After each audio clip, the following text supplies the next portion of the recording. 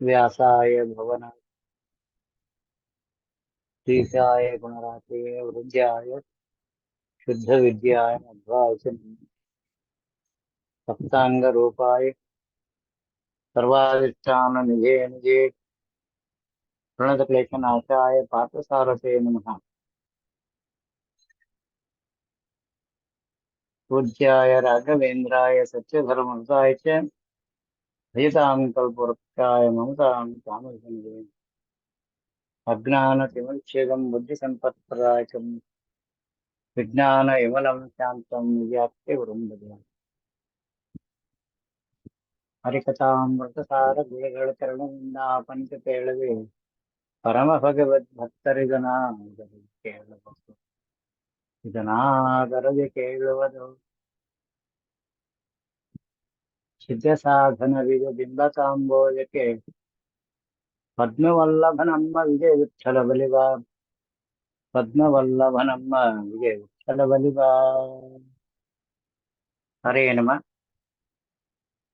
ಹರೇ ನಮ.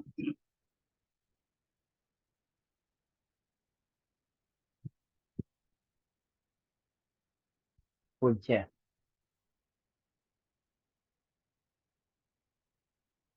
ದಾಸರಾಯರ ಅನುಗ್ರಹದಿಂದ ಚಕ್ರಾಬ್ಜ ಮಂಡಲದ ಮುಂದಿನ ಗತಿಗೆ ಹೋಗೋದು. ನಿನ್ನೆ ಮೊನ್ನೆ ಲಕ್ಷ್ಯ ಮೊನ್ನೆ ಅಂತಂದ್ರೆ ಈ ಚಕ್ರಾಬ್ಜ ಮಂಡಲ ಅಂದ್ರೆ ಏನು, ಯಾಕೆ ತಿಳ್ಕೋಬೇಕು ಅಂತ ತಗೊಂಡು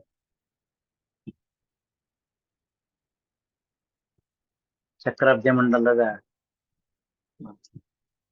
ಪೂರ ಹೊರಗಿನ ಉಪಾಸನೆ, ವೈಕುಂಠಕ್ಕೆ 4 ದ್ವಾರಗಳು, ಪೂರ್ವ ಪಶ್ಚಿಮ ಉತ್ತರ ದಕ್ಷಿಣ ಅಂತ ಆ 4 ದ್ವಾರಕ್ಕೆ ಇರ್ತಕ್ಕಂತಹ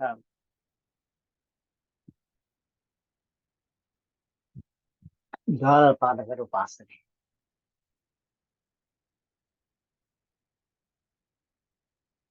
ಅನುಸಂಧಾನವಿಲ್ಲದ ಪೂಜೆ ಹರಿ ಒಲ್ಲನೋ ಹರಿ ಒಲ್ಲನೋ. ಪ್ರತಿಯೊಂದು ಶಾಸ್ತ್ರ ಸಮ್ಮತ ಇರ್ತಕ್ಕಂಥ ಸಿದ್ಧಾಂತ ಏನು ಕೊಟ್ಟಿದ್ದಾರೆ ಆಚಾರ್ಯ ಪ್ರಮೋದ ಗ್ರಂಥದಲ್ಲಿ, 32 ಸರೋಮರ ಗ್ರಂಥದಲ್ಲಿ ಬರ್ತಕ್ಕಂಥ ಚಿಂತನೆ, ಅಷ್ಟಾದಶ ಪುರಾಣ, ಯಜ್ಞಕತ್ತು, ಪಂಚರಾತ್ರಾಗಮ, ಅನೇಕ ಗ್ರಂಥಗಳ ವಿಸ್ತಾರ ಮಾಡ್ತಾ ಹೋದಾಗ ಬ್ರಹ್ಮಾಂಡ ಅದ್ರೊಳಗೆ ಒಂದನ್ನು ಹಿಡ್ಕೊಂಡು ಮತ್ತೆ ಒಳಗೆ ಹೋದ್ರೆ ಅನಂತ ಬ್ರಹ್ಮಾಂಡದ ಉಪಾಸನೆ ಚಿಂತನೆ ಗೊತ್ತಾಗ. ಯಾಕಿಷ್ಟೆಲ್ಲ ತಿಳಿಸ್ಕೊಟ್ರು ನಮಗೆ,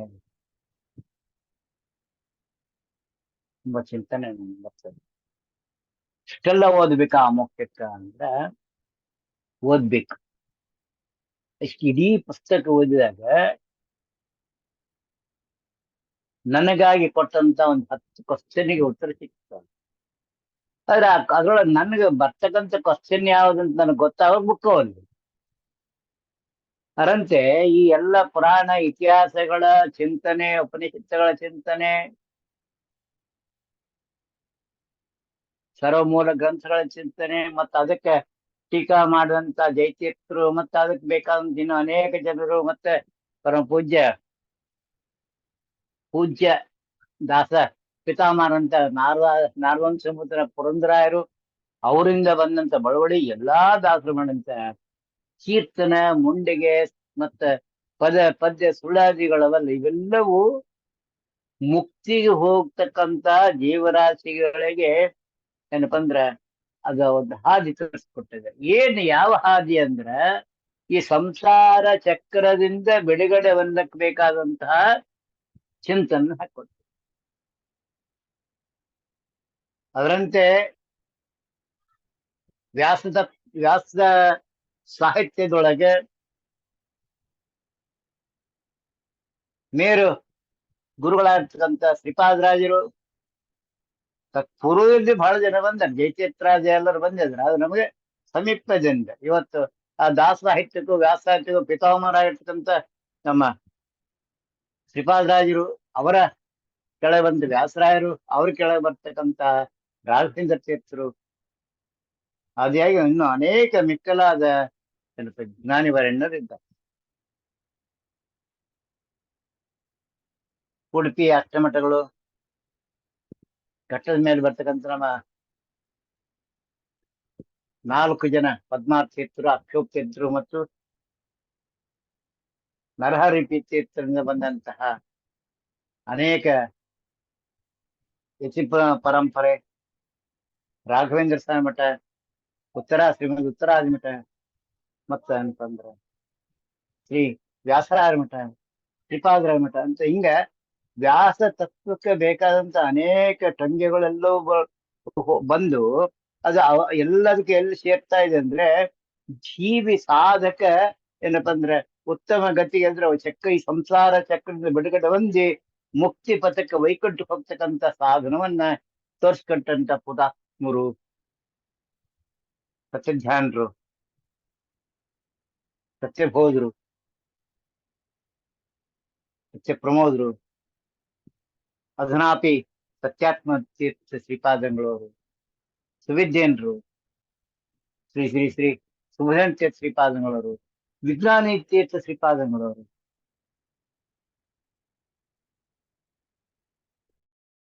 ವಿಜಯ ತೀರ್ಥರು, ಶ್ರೀ ತೀರ್ಥರು.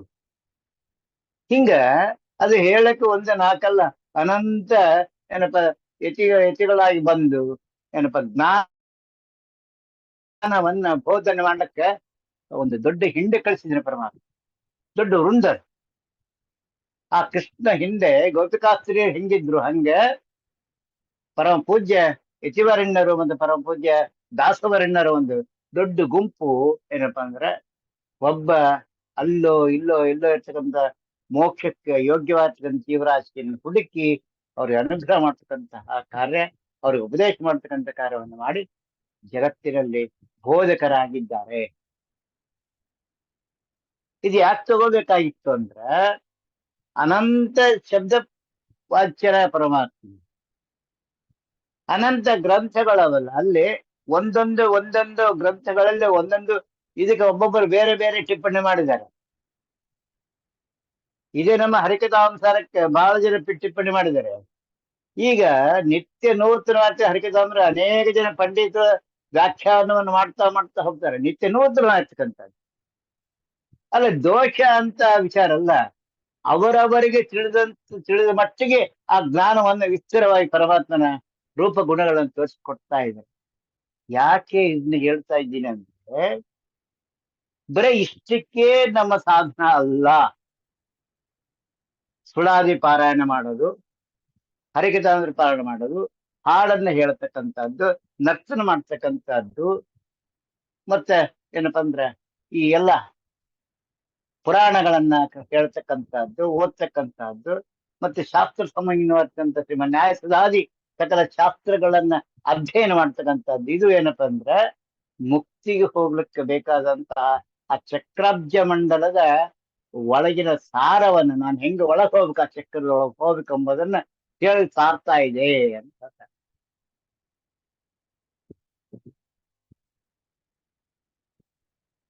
ಇದು ಬಹಳ ಅದ್ಭುತ ಚಿಂತನೆ. ನಾವು ಅದು ಒಂದೇ ಮಾಡಿದ್ರೆ ಆಗಲ್ಲ, ಅದನ್ನ ನನಗೆ ಅನುಸಂಧಾನ ಮಾಡ್ಕೋಬೇಕು. ಅಧ್ಯಯನ ಮಾಡೋದು ಒಂದೇ ಅಲ್ಲ, ಅಧ್ಯಯನವನ್ನ ಅಧ್ಯಾಪನ ಅಂದ್ರೆ ಏನಪ್ಪ, ನನ್ನ ಸಾಧಕ ತನ್ನ ದೇಹಕ್ಕೆ ಅನುಸಂಧಾನ ಮಾಡ್ಕೊಂಡಾಗ ಅದು ತನಗೆ ಅನುಭವಕ್ಕೆ ಬರ್ತದೆ ಹೊರತು ಅನುಭವಕ್ಕಿಲ್ಲ ಅಂದ್ರೆ ಅನುಭವಕ್ಕೆ ಬರೋದಿಲ್ಲ. ಅದಕ್ಕೆ ನಾನು ಕೆಲವೊಂದು ಆತ್ಮೀಯರಿಗೆ ಅನುಭವದ ಜ್ಞಾನ, ಅನುಭವದ ಭಕ್ತಿ, ಅನುಭವದ ವಿರಕ್ತಿಯನ್ನ ಉಪಾಸನೆ. ಅನುಭವದ ಜ್ಞಾನ ಬರಲಿಲ್ಲ, ಅನುಭವಕ್ಕೆ ಬರಲಿಲ್ಲ ಅಂದ್ರೆ ಆ ಶಾಸ್ತ್ರ ಅಧ್ಯಯನ ಓದ್ತೀವಿ ಅಷ್ಟೇ ಹೊರತು ನಾನು ಅದನ್ನ ಹೊಲವನ್ನ ಉತ್ತೀವಿ, ಸ್ವಚ್ಛ ಮಾಡಿವಿ, ಓದಿ, ಆದ್ರೆ ಜ್ಞಾನದ ಬೀಜನ ನಾವು ಹೊಲದಲ್ಲೇ ಬಿತ್ತಲಿಲ್ಲ. ಅದರಂತೆ ನಾವು ಎಲ್ಲ ಈಗೇನಿದ್ದೀವಿ, ಇಷ್ಟು ಜನ ನಾವು ಮುಕ್ತಿ ಯೋಗ್ಯರಿದ್ದೀವಿ. ಆ ಮುಕ್ತಿ ಹಾದಿಗೆ ನಾನು ಹೋಗ್ಬೇಕು ಅಂದ್ರೆ ಇದು ವಿಶೇಷವಾಗಿರ್ತಕ್ಕಂಥ ಚಿಂತನೆ ನಾನು ಬರ್ಬೇಕು.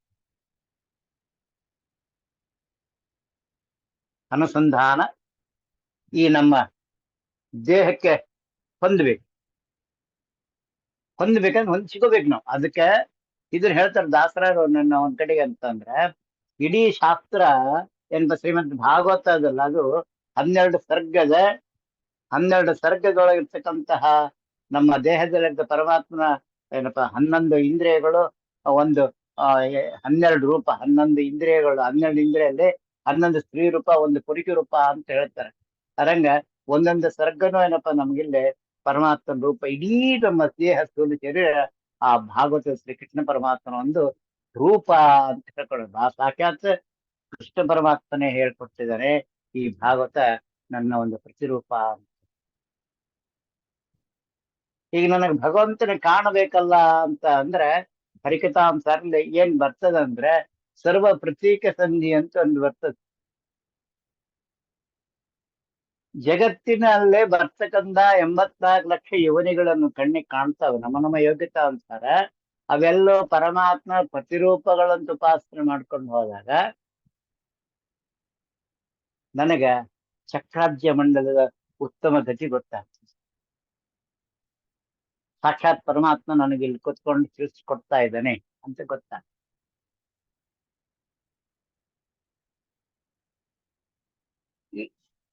ಇಲ್ಲೇ ಮೋಹ ಮತ್ತು ಮಾಯ ಇರೋದು. ಈ ದೇಹ ಕೊಟ್ಟಿದ್ದಾನೆ, ಇದು ನಂದು ಅಂತ ಇಟ್ಬಿಟ್ಟಿದ್ದಾರೆ. ನನಗೆ ನನ್ನ ದೇಹದಿಂದ ನಾನು ಮಾತಾಡ್ತೀನಿ, ನನ್ನ ದೇಹದಲ್ಲಿ ಉಸಿರಾಡ್ತಾ ಇದ್ದೀನಿ, ಇದು ನನ್ನ ದೇಹದಿಂದ ನೋಡ್ತೀನಿ ಎಂಬ ಒಂದು ವಿಚಾರ ಬಂಗಿಲ್ಲ. ಅಲ್ಲಿ ಇರ್ತಕ್ಕಂಥ ದೇಹದಲ್ಲಿ ಇರ್ತಕ್ಕಂಥ ಕಣ್ಣು, ಕಿವಿ, ಮೂಗು ಏನ್ ಬರ್ತವಲ್ಲ, ಇವೆಲ್ಲವೂ ಏನಪ್ಪ ಯಾರು ಮಾಡ್ತಾ ಇದ್ರಂತ ಗೊತ್ತಿಲ್ಲ. ಒಟ್ಟು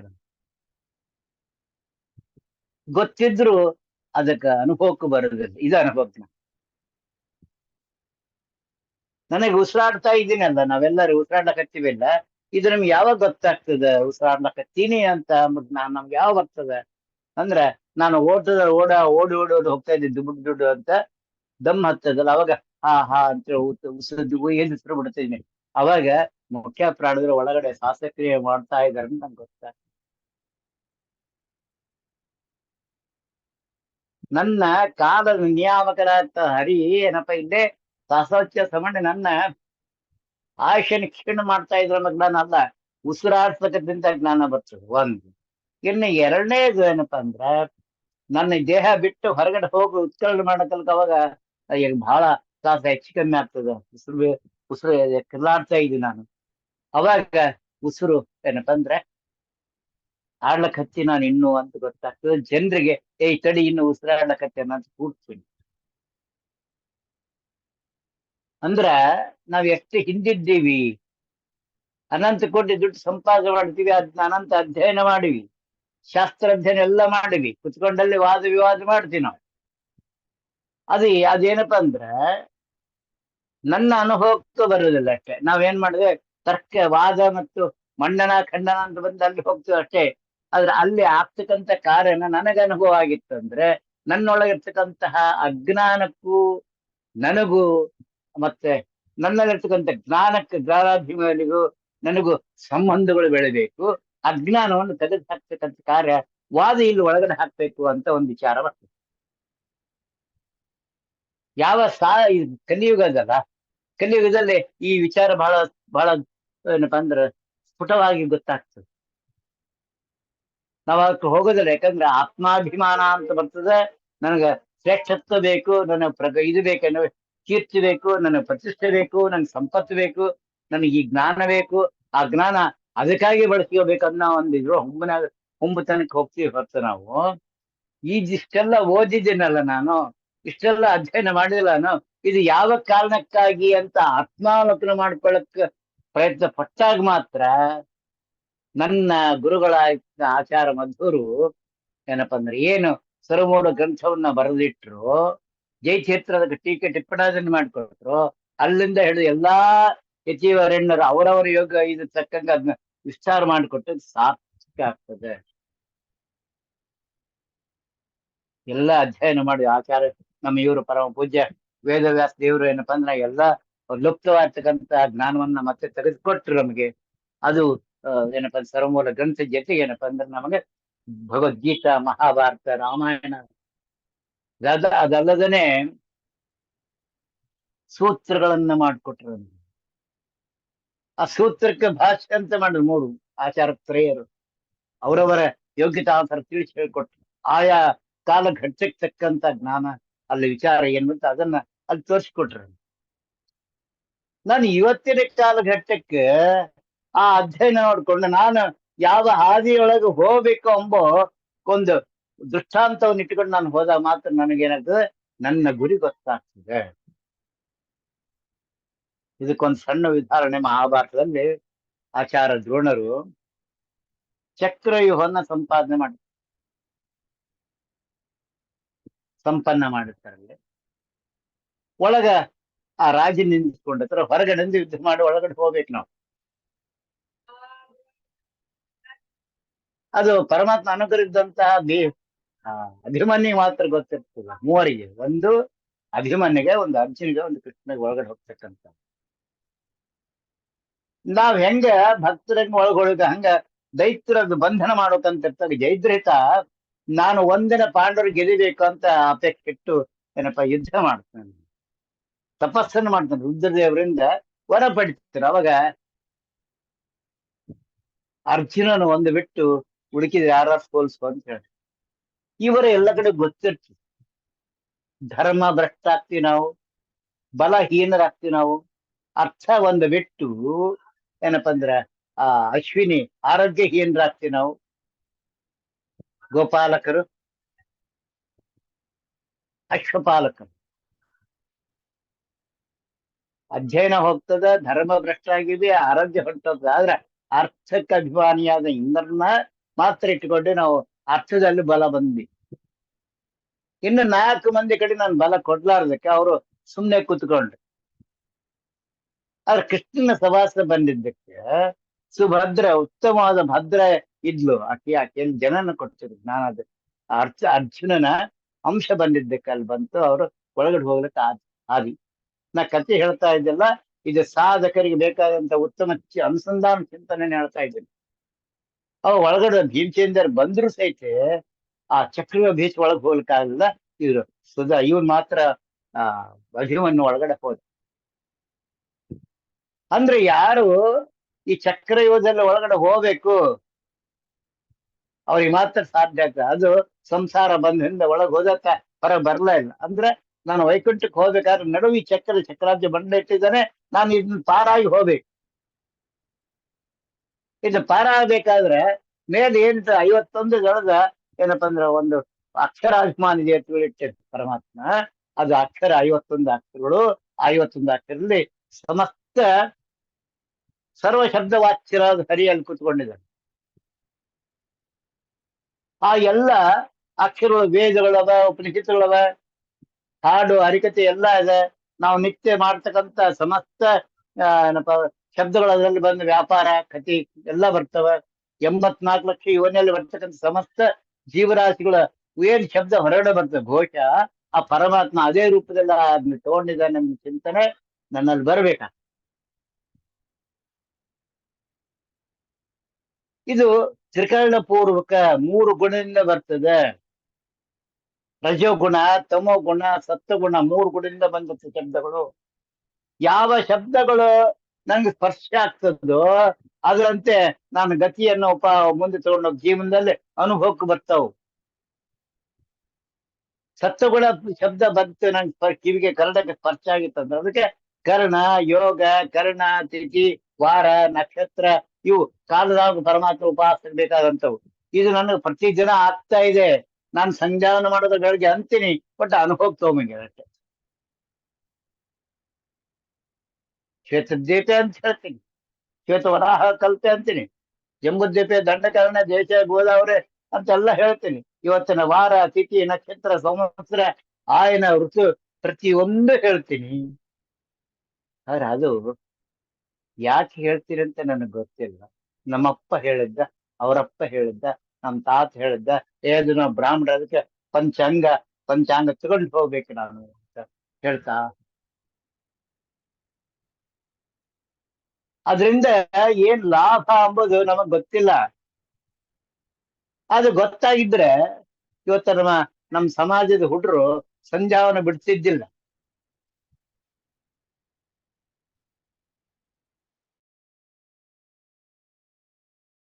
ಸಂಸಾರದೊಳಗೆ ಉತ್ತಮ ಗತಿ ಮುಂದೆ ಹೋಗ್ಬೇಕಮ್ಮ ಉಪಾಸನೆಗೆ ಇದು ವಿಶೇಷವಾಗಿರ್ತಕ್ಕಂಥ ಚಿಂತನೆ.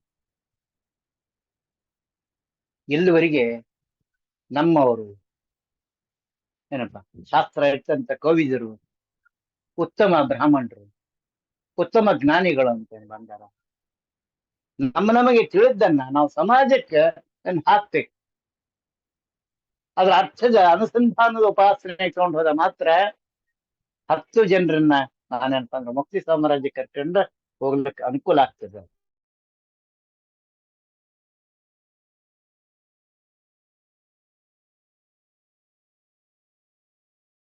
ನಿನ್ನೆ ಮೊನ್ನೆ ಒಂದು 51 ಭಗವದ್ ರೂಪದೊಳಗ ಮೇಲಿನ ಅಕ್ಷರಾಭಿಮಾನಿ ದೇವತೆಗಳ ಏನದ ಇದು ಇದನ್ನ ತಗೊಂಡಿದ್ದು ಎಲ್ಲಿ ಬಂತು ಅಂದ್ರೆ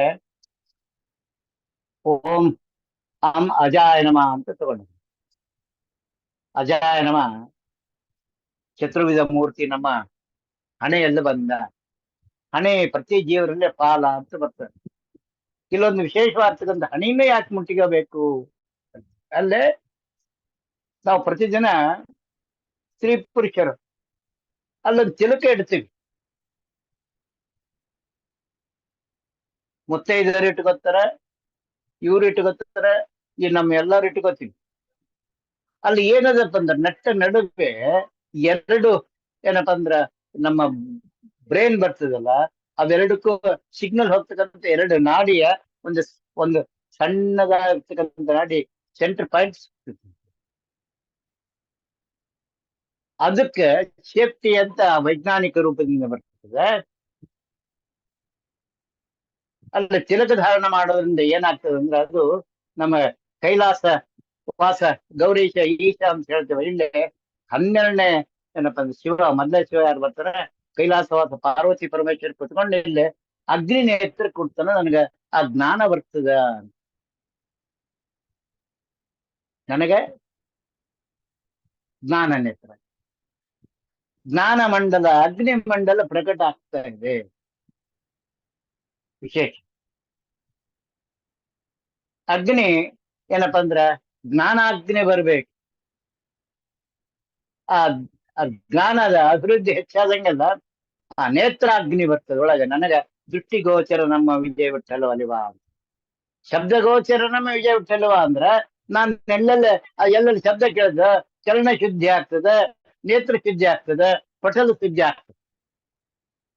ಆ ಪಾದದೊಳಗ ಅಜಯನ ಬ್ರಹ್ಮದೇವರನ್ನ ಉಪಾಸನೆ ಹೋಮ ಅಜಾಯನ ಅಂತ ಉಪಾಸನೆ ಮಾಡ್ಕೊಂಡಾಗ ಇಲ್ಲೇ ಯಾವ ಹಣೆ ಹಸಿರು ಹಣೆ ಇರ್ತದೋ, ಯಾವ ಹಣೆ ಒಳಗ ಕುಂಕುಮ ಅಥವಾ ಏನಪ್ಪ ಅಂದ್ರೆ ಇದು ನಮ್ಮ ಅಂಗಾರ ಅಕ್ಷತಿ, ಅದು ಯಾವ ಸಿದ್ಧಾಂತ ಪ್ರಕಾರ ಹಚ್ಕೊಳ್ರಿ ನೀವು, ಅದು ಇಲ್ಲೋ ಅದು ಸ್ಮಶಾನ ಸದೃಶವಾಗಿರ್ತದ. ಆ ಸ್ಮಶಾನ ಆದ ತಕ್ಷಣ ಏನಾಗ್ತದೆ, ಅಲ್ಲಿ ಬರ್ತಕ್ಕಂಥ ಕಾರ್ಯ ಯಾವುದು, ಅಲ್ಲೇ ಸ್ಮಶಾನವಾಸಿ ಶಿವ ಇಲ್ಲಿ ಬಂದ್ ಕೊಡ್ತಾರೆ. ನನಗೆ ಬ್ರಹ್ಮದೇವರನ್ನು ಬರೆದಿರ್ತಾರೆ. ಗುರು ಲಕ್ಷ್ಮೀ ಹೃದಯದಲ್ಲಿ ಹೇಳ್ತದೆ ಮಾತು, ಬೊಮ್ಮ ಎಣ್ಣೆಯ ಪಣೆಯ ಫಲಕದಿ ಅಮ್ಮೆನಿಂದಲೇ ಬರದ ಲಿಪಿಯನ್ನು ಅಮ್ಮ ಅದನ್ನು ತೊಡೆದು ನೀ ಬರಿ ಬ್ಯಾರ ಬೀಜದಿಂದ ರಮ್ಯವಾಗಿ ನಿನ್ನ ಕಳ ಹಮ್ಮೆದಿರುತ್ತ. ನಿನ್ನ ಕಳೆಗಳು ಬಹಳ ಅದ್ಭುತವಾಗಿ ಅಮ್ಮ ಅವು ನಿನ್ನ. ಯಾಕಂದ್ರೆ ಇಲ್ಲಿ ಬರೆದಿದ್ರೆ ಮಾತ್ರ ಈ ದೇಹಕ್ಕೆ ಸಂಬಂಧಪಡ್ತದ ಹೊರತು ಆ ಬುಕ್ಕದಾಗ ಬರೆದಿಟ್ಟಿದ್ವಿ ಅಂದ್ರೆ ಅದನ್ನ ಬರೆದು. ಅದಕ್ಕೆ ಅಜಾಯನಮ ಅಂದ ತಕ್ಷಣ ಅಲ್ಲಿ ನನಗೆ ಬರ್ತಕ್ಕಂಥದ್ದು ಏನಪ್ಪ, ಬ್ರಹ್ಮದೇವರ 4 ರೂಪಗಳು, ಮುಖಗಳು ಏನಪ್ಪಾ ಅಂದ್ರೆ ಒಂದು ಸ್ಥೂಲ, ಅನಿದ್ದ, ಲಿಂಗ, ಸ್ವರೂಪ ಅಂತ 4 ದೇಹದ ಮುಖವಾಗಿರ್ತಕ್ಕಂಥದ್ದು. ಇದು ಸ್ನಾನ ಯಜ್ಞ, ಮಖ ಯಜ್ಞ, ಪಾಕಯಜ್ಞ, ವಿಶೇಷವಾಗಿರ್ತಕ್ಕಂಥ ಭೋಜನ ಯಜ್ಞ ಅಂತ 4 ಯಜ್ಞಗಳು ನನಗೆ ಈ ದೇಹದಿಂದ ಆಗ್ತಾವೆ. ಯಜನ, ಯಾಜನ, ದಾನ, ಪರಿಗ್ರಹ ಅಂತ ಈ ಅನುಸಂಧಾನ ನನಗೆ ಬಂದಾಗ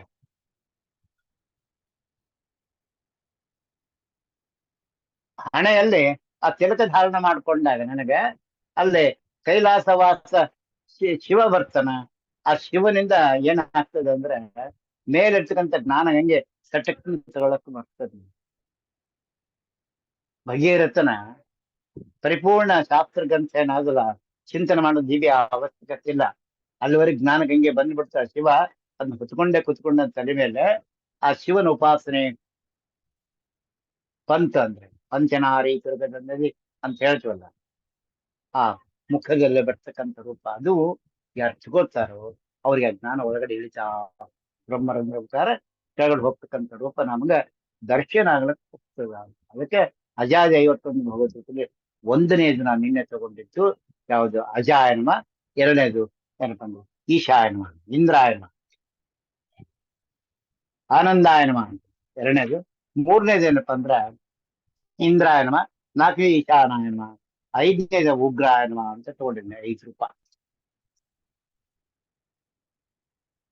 ಪಂಚರೂಪ ಅಂದ್ರ ಮುಖ್ಯ ಪ್ರಾಣದ ಆನಂದಾಯನಮ ಅಂದ್ರ ಆನಂದ ತೀರ್ಥ ದರ್ಶನ ಆಗ್ಬೇಕಂದ್ರ ಪರಮಾತ್ಮ ವಾಯುದೇವರು ಏನಪ್ಪ ಅಂದ್ರೆ ಪರಮಾತ್ಮ ಪ್ರತಿಬಿಂಬ ರೂಪನಾಗಿದ್ದು ಈ ಸ್ಥೂಲ ದೇಹದೊಳಗೆ ವರಾಹ ರೂಪದಿಂದ, ಭೀಮ ರೂಪದಿಂದ, ಪ್ರಾಣ ರೂಪದಿಂದ, ನರಸಿಂಹ ರೂಪದಿಂದ, ಹೈಗ್ರ ರೂಪದಿಂದ, 5 ರೂಪದಿಂದ ಈ ಸ್ಥೂಲದಲ್ಲಿ ಇದ್ದು ಏನಪ್ಪ ಅಂದ್ರೆ ವಿಶೇಷ ಕರ್ಮವನ್ನು ಮಾಡ್ತಾರೆ. ವರಾಹ ರೂಪ ಇದೆ ಸ್ಥೂಲ ರೂಪ ಪ್ರತೀಕ, ಪ್ರಾಣದೇವ ರೂಪ ಶ್ವಾಸಕ್ರಿಯೆ ಮಾಡ್ತಕ್ಕಂಥ ರೂಪ ಯಂತ್ರೋದ್ಧಾರಕ ರೂಪ, ನರಸಿಂಹ ರೂಪ ಈ ಸ್ಥೂಲ ಬಿಂಬದ ರೂಪ ಮುಖ್ಯ ಪ್ರಾಣ ಕೂತ್ಕೊಂಡಿರೋ ದೇಹದಲ್ಲಿ. ಜೊತೆಗೆ ಏನಪ್ಪಾ ಅಂದ್ರೆ ಹೈಗ್ರ ರೂಪ ಜ್ಞಾನ, ಭೀಮರೂಪ ಎಲ್ಲ ಇಂದ್ರಿಯಗಳಲ್ಲಿ ತಾಕತ್ತನ್ನ ಕೊಟ್ಟು ಅದು ಕ್ರಿಯೆ ಮಾಡ್ತಕ್ಕಂಥ ದಶೇಂದ್ರಿಯ ದಶ ಪ್ರಮಾತಿ ಅಂತ ಹೇಳ್ತಾರೆ. ಪಂಚ ಕರ್ಮೇಂದ್ರಿಯ ಪಂಚ ಜ್ಞಾನೇಂದ್ರಿಯವಲ್ಲ, ಆ ಪಂಚ ಕರ್ಮೇಂದ್ರಿಯ ಜ್ಞಾನೇಂದ್ರದಲ್ಲಿ ಏನೇನು ಕರ್ಮಗಳಾಗ್ತವೋ ಅದಕ್ಕೆ ಶಕ್ತಿ ಬೇಕು. ಆ ಕ್ರಿಯೆ ಈ ದೇಹದಲ್ಲಿ ಮಾಡ್ತಾ ಇದ್ದಾರೆ. ಇದು ಪರಮಾತ್ಮ ಆಜ್ಞೆಯಿಂದ ಮುಖ್ಯ ಪ್ರಾಣದೇವರ ಪ್ರತಿಬಿಂಬ ರೂಪದಿಂದ ಸ್ಥೂಲದಲ್ಲಿದ್ದು ಆ ಪರಮಾತ್ಮ ಆಜ್ಞೆಯಿಂದ ಹರಿಗುರುಗಳ ಅನುಗ್ರಹದಿಂದ ಏನೇನ್ ಕರ್ಮವನ್ನು ಮಾಡಿದ್ರೆ ಆ ಕರ್ಮವನ್ನು ಮಾಡ್ತಾರೆ ಅಂತೇಳಿ ನಾನು ಮುಖವನ್ನ ಪಂಚರೂಪರಾಗಿರ್ತಕ್ಕಂತಹ ಆ ಮುಖ್ಯ ಪ್ರಾಣದೇವರ ಆನಂದ ರೂಪ ಉಪಾಸಗಳು. ಇದಕ್ಕೆ ಹರಿಕತಾಂಸರ 9ನೇ ಶ್ಲೋಕದಲ್ಲಿ ಬರ್ತದೆ. ಪಂಚವೇದಾತ್ಮಕ ಪ್ರಪಂಚಕ್ಕೆ ಪಂಚರೂಪಾತ್ಮನೇ ದೈವಕ್ಕೆ ಪಂಚಮುಖ ಚಕ್ರಾದಿಗಳು ಕಿಂಕರ ಶ್ರೀಯರಿಗೆ ಪಂಚವಿಂಶತಿ ತತ್ವ ತತ್ವ ಪಂಚಗಳ ಭಾವಿ ವಿರಂಚೇನ ಆನಂದ ತೀರ್ಥರ ನೆನ್ನುವುದು ಅನುದಿನೋ ಅಂತ ಬರ್ತದೆ ಮಾತು. ಈ ರೀತಿ ಆನಂದನ ಚಿಂತನೆ ಮಾಡ್ಕೊಂಡು ಹೋದಾಗ ಇದು ಮೂಲ ರೂಪನ ಆನಂದ ಗೊತ್ತಾಗ್ತದೆ. ಕಣ್ಣಿಂದ ಆನಂದ ಆಗ್ತದೆ, ಕಿವಿಯಿಂದ ಆನಂದ ಆಗ್ತದೆ, ಏನಪ್ಪ ನಾಲಿಗೆಯಿಂದ ಆನಂದ ಆಗ್ತದೆ, ದಂತದಿಂದ ಆನಂದ ಆಗ್ತದೆ, ತುಟಿಯಿಂದ ಆನಂದ ಆಗ್ತದೆ, ಒಳಗೆ ಓಷ್ಟ್ರಿಂದ ಆನಂದ ಆಗ್ತದೆ. ಕೆಳಗೆ ಬರ್ತಕ್ಕಂತ ಹೋದಾಗೆಲ್ಲಪ್ಪ ಅಂದ್ರೆ ಯಾರು ನಮ್ಮ ಶಾಂತಿಪತಿ ಅನಿರುದ್ಧ ಉಪಸ್ಥಾಭಿಮಾನಿಯಾಗಿದ್ದಲ್ಲಿ ಶತ್ರುಪಾದೇವಿ ಸಾಂಗಮನಲ್ಲಿದ್ದು ಎಲ್ಲ ಇಂದ್ರಿಯಗಳಿಂದ ಏನು ಕೆಲವು ಅದೆಲ್ಲವೂ ಆನಂದನ ಕೊಟ್ಟು ಅದನ್ನ ಮುಖದಿಂದ ಹೊರಗಡೆ ಪ್ರಕಟ ಆಗ್ತದೆ ಹೊರತು ಆನಂದ ಸ್ವಾಮಿಲಿ ಕುತ್ಕೊಂಡಿದ್ದಾನೆ. ಕೈಗೆ ಏನಪ್ಪಾ ಅಂದ್ರ ಏನೋ ಬಂಗಾರ ಹಚ್ಕೊಂಡಿರ್ತೀನಿ, ಉಂಗುರ ಇಟ್ಕೊಂಡಿರ್ತೀನಿ, ಅದನ್ನ ಹೆಂಗ್ ತೋರಿಸ್ತಾನಂದ್ರ ಆನಂದ ನಾಮಕ ಹರಿ ಏನಪ್ಪಾ ಅಂದ್ರ ಮುಖ್ಯ ಪ್ರಾಣ ಮುಖದಿಂದ ತೋರಿಸ್ಕೊಡ್ತಾನೆ. ಬಹಳ ಚೊಲಾದ ಅಂತ ಹೇಳ್ತಾನೆ. ಪಶ್ಚಿಮ ಊಟ ಅಂತ ಹೇಳ್ತಾನಲ್ಲ, ಭೋಜನಾಮಗ ಉಪಾಸನೆ ಮಾಡ್ತಾನೆ. ಈ ರೀತಿ ಎಲ್ಲ ಜೀವನದ ರಜೋಗುಣ, ತಮೋಗುಣ, ಸತ್ವಗುಣದಿಂದ ಆಗ್ತಕ್ಕಂಥ ತ್ರಿವಿಧ ಗುಣ ಕರ್ಮಗಳು ಭೂದೇವಿ, ಶ್ರೀದೇವಿ, ದುರ್ಗಾದೇವಿಯ 3 ರೂಪದಿಂದ ಈ ಸ್ಥೂಲದಲ್ಲಿ ಆಗ್ತಕ್ಕಂಥ ಸಮಸ್ತ ಕರ್ಮಗಳ ಆನಂದವನ್ನ ಮುಖದಿಂದ ತೋರಿಸ್ತೀವಿ. ಇದಕ್ಕೆ ಮಖ ಯಜ್ಞ ಅಂತ. ಅದು ಆ ಆನಂದಾಯನಮ. ಇದು ಎಲ್ಲ ತಿಳ್ಕೊಂಡು ಹೋಗ್ತೀನೋ ಅವಾಗ ನನ್ಗೆ ಗೋಚರ ಆಗ್ತದೆ. ಹೊಟ್ಟೆ ಊಟ ಮಾಡ ಆನಂದ ತಪ್ಪ ಅಂತ ಮುಖದಲ್ಲಿ ಕಮಲ ಅರಳುತ್ತದೆ. ಕಮಲೋತ್ಪತ್ತಿ ಅಂತಂತ ಕಾಳಗಸ ಹೇಳಿದ ಮಾತು. ಮುಖ ಎಂಬ ಕಮಲದಲ್ಲಿ ಕಣ್ಣೆಂಬ ಕಮಲಗಳು ಅರಳುತ್ತವ ಅಂತ. ನನಗ ಆನಂದ ಆಯ್ತು, ಹೊಟ್ಟೆ ತುಂಬಿತು, ನನಗೆ ಸಂತೋಷ ಬಂದಿತ್ತಂದ್ರ ಈ ಮುಖ ಕಮಲದಲ್ಲಿ ಏನಾಗ್ತದೆ, ಆ ದೃಷ್ಟಿ ನೇತ್ರ ಕಮಲಗಳನ್ನು ಅರಳುತ್ತವ. ಇದು ನಮ್ಮಲ್ಲಿ ಅನುಭವಕ್ಕೆ ಬರ್ಬೇಕು. ಆಗಿರ್ತದೆ, ಅನುಭವಕ್ಕೆ ತಗೊಂಬಂಗಿಲ್ಲ ಅಷ್ಟೇ. ಹೇಳ್ತಿ ಬಹಳ ಚಲೋ ಆಯ್ತು, ಬಹಳ ಸಂತೋಷ ಆಗ್ತದೆ, ನೀವು ಬಂದಿದ್ ಬಹಳ ಬೇಕಾಗ್ತದೆ ಅಂತ ಮುಖದಿಂದಲೇ ವರ್ಣನೆ ಮಾಡ್ತೀವಿ ನಾವು. ಅದು ಪರಮಾತ್ಮ ಇಲ್ಲಿ ಈ ರೂಪದಲ್ಲಿ ನಿಂತು ನಮ್ಮನ್ನ ಈ ಹಾದಿ ಕರ್ಕೊಂಡು ಹೋಗ್ತಾ ಇದ್ದಾನೆ ಎಂಬ ಚಿಂತನೆ ನಮಗೆ ಬರಬೇಕು. ಇದು ಏನಪ್ಪಾ, ಎಲ್ಲಿ ಹೋಗ್ತಾ ಇದೀವಿ ನಾವಿವಾಗ? ನನ್ನ ದೇಹದ ಸ್ಥೂಲ ದೇಹ, ನಮ್ಮ ಸ್ಥೂಲ ದೇಹದೊಳಗ ಒಳಗೆ ಹೋಗ್ತಾ ಇದೀವಿ. ನಾನು ಬಿಂಬನ ದರ್ಶನದಿಂದ ಆರೋಹಣ ಮತ್ತೆ ಆರೋಹಣ ಪ್ರಕ್ರಿಯೆ ಬರ್ತದೆ. ಯಾಕಂದ್ರೆ ಮೊದ್ಲು ಹೊರಗಿಂದ ತೋಳ್ಕೆ ಹೋಗ್ತೀವಿ ನಾವು. ಒಳಗ ಮನಿ ಕಟ್ಟಬೇಕಾದ್ರೆ, ಪಾಯ ಕಟ್ಟಬೇಕಾದ್ರೆ ಭೂಮಿ ಮೇಲಿಂದ ತೋಡ್ಕೊಂಡು ಹೋಗ್ತೀವಿ ನಾವು. ಕೆಳಗೆ ಎಷ್ಟು ಆಳ ಬೇಕು ಅಷ್ಟು ಆಳ ತೋಡಿ ಅಲ್ಲಿಂದ ಮತ್ತೆ ನಾವು ಪಿಲ್ಲರ್ ಮೇಲೆ ಬರ್ತೀವಿ. ಅದರಂತೆ ಈ ದೇಹದೊಳಗ ಈ ಚರ್ಮದಿಂದ ಹೊರಗಿನ ನಾರಾಯಣ ರೂಪದಿಂದ ಏನಪ್ಪಾ ಅಂದ್ರ ಮೇಲೆ ನಾರಾಯಣ, ಅದ್ರೊಳಗ ಅನಿರುದ್ಧ, ಅನಿರುದ್ಧ ಮತ್ತು ಸಂಕೃಷ್ಣ ಮತ್ತು ವಾಸುದೇವ 4 ರೂಪ. ಸ್ಥೂಲ ದೇಹದ ಮೇಲಿನ ಭಾಗಕ್ಕ ನಾರಾಯಣ ರೂಪ ಅಂತ ಏನಪ್ಪ ಅನುಸಂಧಾನದ ಆ ನಾರಾಯಣ ರೂಪದಿಂದ ನಾವು ಒಳಗಡೆ ಹೋಗ್ಲಿಕ್ಕೆ ಪ್ರಯತ್ನ ಪಡ್ತಾ ಇದ್ವಿ. ಇದಕ್ಕೇನಾಗ್ತಿಲ್ಲ ನಮಗೆ ಬರ್ತಕ್ಕಂಥದ್ದು ಕಾರ್ಯ ಕಣ್ಣು ಅಂತ ಇಂದ್ರಾಯಣಮ ಅಂತ. ಇಲ್ಲೇ ಇಂದ್ರಾಯಣಮ ಅಂತ ಯಾಕೆ ಹೇಳ್ಬೇಕಾಗಿದೆ ಅಂದ್ರೆ ಆ ಇಡೀ ಇದನ್ನ ದೇಹಕ್ಕೆ ಬೇಕಾದಂತ ಎಲ್ಲ ಜ್ಞಾನ ದೃಷ್ಟಿಯನ್ನೇ ತೋರಿಸ. ಇಂದ್ರ ನಮ್ಮ ಜೀವಕ್ಕೆ ಜೀವಾಭಿಮಾನಿ. ಅವಾಗ ಕಣ್ಣಲ್ಲಿರ್ತಕ್ಕಂಥ ಜ್ಞಾನಿಗಳಿಂದ ಯಾರ್ಯಾರ ಜ್ಞಾನಿಗಳು ಕಪಿಲ ಇದ್ದಾರೆ ಅಲ್ಲೇ, ನಿನ್ನೆ ಬಂದಿತ್ತು ಕಪಿಲ, ವಿಶ್ವ, ಗಂಟಲ ತೈಜಸ, ಇವರಿಬ್ಬರ ನಡುವೆ ಗಂಟಲಲ್ಲಿ ಇಂದ್ರ ಕುತ್ಕೊಂಡೆ ಸಂಕ್ರಂದನ ನಾಮಕನಾಗಿ. ಈ ರೀತಿ ಆ ಬಲಗಡ್ಡಲ್ಲಿರ್ತಕ್ಕಂಥ ಸಮಸ್ತ ದೇವತೆಗಳು, 10 ನದಿಯಾಭಿಮಾನಿ ದೇವತೆಗಳು ಅಲ್ಲಿ ಪರಮಾತ್ಮನ ಸ್ತುತಿ ಹೆಂಗ್ ಮಾಡ್ತಾರೆ. ಹೊರಗ ನಾವ್ ಈ ಉಪಾಸನೆ ಮಾಡ್ಕೊಂಡ್ರೆ ಏನ್ ಲಾಭದ ಕಣ್ಣಿಗೆ? ಇಂದ್ರಾಯಣಮ ಅಂತ ಅಂದ್ರೆ ಏನ್ ಬರ್ತಪ್ಪ ಗೋಪಾಲ ಅಂತ ಕೇಳಿದ್ರೆ, ಹೊರಗ ನೋಡಿದ್ದು ವಿಶ್ವ ತೋರಿಸ್ತಾರ, ಆದ್ರೆ ಆ ಜ್ಞಾನ ಬರಬೇಕಾಯ್ತು ಕಪಿಲನಿಗೆ. ಇದನ್ನ ಭಗವದ್ಗೀತೆ 18ನೇ ಇದ ಆ ಭಗವದ್ಗೀತೆಯಲ್ಲಿ ಕೃಷ್ಣ ಕುತ್ಕೊಂಡು ಹೊರಗಿಂದೆಲ್ಲ ಯುದ್ಧ ತೋರಿಸ್ತಾನೆ. ಎಲ್ಲ ಆ ಹೊಸ ಕಣ್ಣು ಹಾಕಿ ಆ ವಿಶೇಷ ದೃಷ್ಟಿಯನ್ನು ಕೊಟ್ಟು ಸಂಜಯ್ಗೆ ಮತ್ತೆ ತೋರಿಸಿದಾಗ ಅಲ್ಲಿ ತಾನು ಇರ್ತಾನೆ. ಆ ದೃಷ್ಟಿ ನೋಡಿ ಅನ್ಕೊಂಡ್ಬಿಡ್ದು. ಯಾಕಂದ್ರೆ ಅದು ಪರಮಾತ್ಮ ಸೃಷ್ಟಿ ಸ್ಥಿತಿಲಯ ನಿಯಮನ ಜ್ಞಾನ ಅದೇ ಸಮಸ್ತ ಜ್ಞಾನ ಅಂತ ಬಂದಿರಂಗಿಲ್ಲ ಅಲ್ಲಿ. ಅಯ್ಯೋ ಇಷ್ಟೆಲ್ಲ ಭಯ ಬರ್ತದೆ ನನಗೆ, ಇಂಥ ಭಯ ಬೇಡ, ನಂಗೆ ಆನಂದ ರೂಪ ತೋರಿಸ್ಕೊ ಅಂತ ಹೇಳ್ತಾನೆ. ಅದು ವಾಸುದೇವ ರೂಪ ತೋರಿಸಿ ಕೃಷ್ಣ ಪಕ್ಕ ಅರ್ಜುನ ರಕ್ಷಣೆ ಮಾಡ್ತಾನೆ. ಹಂಗೆ ನನಗೆ ಆ ಜ್ಞಾನ ಬೇಕು. ಪರಮಾತ್ಮನೇ ವಾಸುದೇವ, ಮಾಯಾಪತಿ ವಾಸುದೇವ, ನನಗೆ ಸಂಸಾರ ಬಂಧನದಿಂದ ಬಿಡುಗಡೆ ಹೊಂದತಕ್ಕಂತಹ ಜ್ಞಾನವನ್ನ ಕಪಿಲ ಮೂರ್ತಿ ಭಗವನ್ ಮೂರ್ತಿ ಏನಪ್ಪಾ ಅಂದ್ರೆ ನಮ್ಮನ್ನ ರಕ್ಷಣೆ ಮಾಡ್ತಾನೆ. ಅದಕ್ಕಾಗಿ ಸಗರನ್ನ ಮೊಮ್ಮಗನಂತೆ ನಾನು ಭಗೀರಥನಾಗಿ ಆ ಜ್ಞಾನ ಸಂಪಾದನೆ ಮಾಡ್ಲಿಕ್ಕೆ ಏನ್ ಬೇಕು ಆ ಚಿಂತನನ್ನಲ್ಲಿ ಇಟ್ಟುಕೊಂಡು ಇಂದ್ರಾಯಣಮ ಅನ್ನೋ ಆ ಕಣ್ಣನ್ನ ಸ್ಪರ್ಶನೆ ಮಾಡ್ಕೊಂಡು ಹೋದ ಮಾತ್ರ ಅದು ಉತ್ತಮ ಗತಿಗೆ ಸಾಧ್ಯ ಆಗ್ತದೆ. ಇದು ನಮ್ಮ ಜ್ಞಾನಕ್ಕೆ ಬೇಕಾದಂತಹ ಸಾಧನ. ಬರೇ ಜ್ಞಾನ ತಗೊಂಡಿರ್ತಾಗಿಲ್ಲ, ಅದು ಅನುಭವಕ್ಕೂ ಬರಬೇಕು. ಅವಾಗ ನೀವು ವಿಚಾರವಾದ ಒಂದು 10 ನಿಮಿಷ ಕಣ್ಣು ಮುಚ್ಚಿಕೊಂಡು ಕಪಿಲನ್ನ ವಿಶ್ವನ ಉಪಾಸನೆ ಮಾಡ್ಕೊಂಡು ಹೋಗೋಣ. ಆ ವಿಶ್ವ ಸಪ್ತಾಂಗ ರೂಪಾಯ ಸರ್ವಾಧಿಷ್ಠಾನ ನಿಧಿಗೆ ಪ್ರಣತ ಕ್ಲೇಶ ನಾಶಾಯ ಪಾರ್ಥ ಸಾರಥೇ ನಮಃ ಅಂತ ಒಂದು ಶ್ಲೋಕ ಇದು ವಿಶೇಷವಾಗಿ. 19 ಮನುಷ್ಯ ರೂಪ, 18 ಮನುಷ್ಯ ರೂಪ, ಒಂದು ಏನಪ್ಪಾ ಅಂದ್ರೆ ಭಗವದ್ ರೂಪ, ಆನೆ ಸೊಂಡಿಲ ರೂಪ, ಆ ಕಡೆ 8 ಈ ಕಡೆ 8, ಆ ಕಡೆ 9 ಈ ಕಡೆ 9, 18 ರೂಪ, ಒಂದು ಆನೆ ರೂಪ, 2 ಕೈ 2 ಕಾಲು, ಇಡೀ ರೂಪ ಏನಪ್ಪಾ ಅಂದ್ರೆ ಸಪ್ತಾಂಗ 7 ಅಂಗಗಳು, 2 2 4 ಏನಪ್ಪಾ ಅಂದ್ರೆ ಒಂದು 5, 4 ಕೈ 2 ಕಾಲು 1 ಸೊಂಡೆ, ಇವು 5 ಅಂಗಗಳಾಗಿ ನಿಂತ್ಕೊಂಡು ಏನಪ್ಪಾ ಅಂದ್ರ 7 ಅಂಗಗಳಿಂದ ಕುತ್ಕೊಂಡು ಇಡೀ ದೇಹದ ಸಪ್ತ ಪ್ರಾಕಾರದಲ್ಲಿರ್ತಕ್ಕಂಥ ಆ ಭಗವಂತನ ಉಪಾಸನೆ ಮಾಡಕ್ಕೆ ಹೆಚ್ಚಿಕೊಡ್ತಾನ ವಿಶ್ವ. ಅಂತರ್ ಮತ್ತು ಬಹಿರ್ವ್ಯಾಪ್ತನ ಇರ್ತಕ್ಕಂಥ ಇದನ್ನ ದಾಸರ ಹೇಳ್ತಾರೆ ಒಂದ್ ಕಡೆಗೆ ಅಂತರ್ದೀಕ್ಷೆ ಮತ್ತು ಬಹಿರ್ದೀಕ್ಷೆ ಅಂತ. ನನಗೆ ಬಹಿರ್ದೀಕ್ಷೆ ಗೊತ್ತಿಲ್ಲ ಅಂದ್ರೆ ಅಂತರ್ದೀಕ್ಷೆ ಏನ್ ಮಾಡ್ತೀನಿ ನಾನು ಅಂತ. ಬರೇ ಬಹಿರ್ದೀಕ್ಷೆ ನೋಡ್ಕೊಂಡು ಹೋದೆ ಅಂದ್ರೆ ಬರೇ ಹೊರಗ ಅಂಗಾರ ಕಿಟೀಚ ಇದನ್ನ ಹಾಕೊಂಡೆ ಬಟ್ಟೆ ಅಲಂಕಾರ ಬೇಜ್ ಹಾಕಿದ್ವಿ, ಚಂದ ಅಲಂಕಾರ ಮಾಡ್ಕೊಂಡು ಹೋಗ್ಬಿಟ್ಟಂದ್ರೆ ಅದು ಬರೀ ಹೊಗಳ್ತಾರೆ. ಅಂತರ್ದೀಕ್ಷೆ ಒಳಗಡೆ ಬೇಕು, ನೀ ಎಷ್ಟು ಮಟ್ಟಕ್ಕೆ ಒಳಗಡೆ ಇಳಿದ್ಯಾ ಅಂತ. ಯಾವ ಸಾಧಕ ಈ ಇದನ್ನ ಯಾವುದು ನಮ್ಮ ಚಕ್ರಾಬ್ಜ ಮಂಡಲ ಅಂತ ಒಳಗಡೆ ಇಳಕ್ ಹೋಗ್ತಾನೋ ಇದು ಬರೋಕ್ಕಿಂತ ಮುಂಚೆ ಇನ್ನೊಂದದ್ದೇನಪ್ಪ ಅಂದ್ರೆ ಆ, ಪಂಚೀಕರಣ ಆಟ ಅಂತ ಒಂದು ಬರ್ತದೆ. ಆ ಪಂಚೀಕರಣ ಅಂದ್ರೆ 25 ಪಂಚಕರ್ಮೇಂದ್ರಿಯ, ಪಂಚಜ್ಞಾನೇಂದ್ರಿಯ, ಮನಸ್ಸು, ಪಂಚ ಮನಸ್ಸಿನಲ್ಲಿರ್ತಕ್ಕಂಥ 5 ರೂಪ, ವಾಯು ಪಂಚಕ, ಮನಪಂಚಕ,